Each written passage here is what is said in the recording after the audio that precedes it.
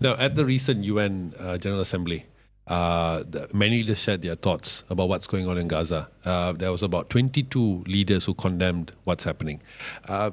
Just want to get your opinion on this. Is this nothing more than lip service, or do you expect that the international community to actually intervene and make more solid efforts to stop what's happening now?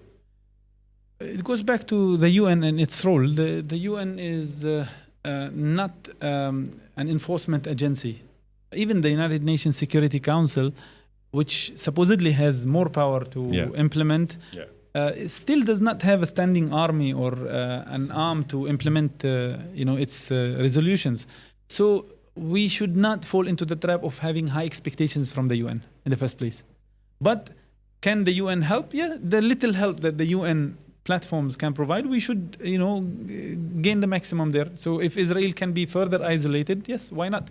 Now 140 or 150 countries usually vote for ceasefire and to give Palestinians their full right. If we can make it 160, that's an achievement. 3 or 4 European countries have just recognized the state of Palestine. That is good. That's a progress. Israelis are being charged in the ICC. That's a progress. Will this end the genocide? No. Will this give the Palestinians a liberated homeland? No. But is this better than nothing? Yes, it definitely is better than nothing. I don't expect diplomacy alone to end the occupation of Palestine. However, I don't expect to see Palestine free and independent without the use of diplomacy. So diplomacy is one tool of many. And this is actually the difference between the majority of the Palestinian political groups and President Mahmoud Abbas' approach. President Mahmoud Abbas' approach has been to abandon armed struggle and focus more on diplomatic struggle. And sometimes some popular struggle like protests and demonstrations and so on. Every other major Palestinian faction believes that that's not enough. Israel is a brutal military occupation. You cannot continue to throw roses at them. They're never going to change heart just because you speak more eloquently. No. You have to have your own power. You have to fight back. Just like the Algerians fought against the French annexation and occupations, like the Vietnamese fought against the American and before that the French occupation. The Indonesians fought against the Dutch. The Israeli settler colonial occupation of Palestine is not like the British colonization of Malaya or the British colonization of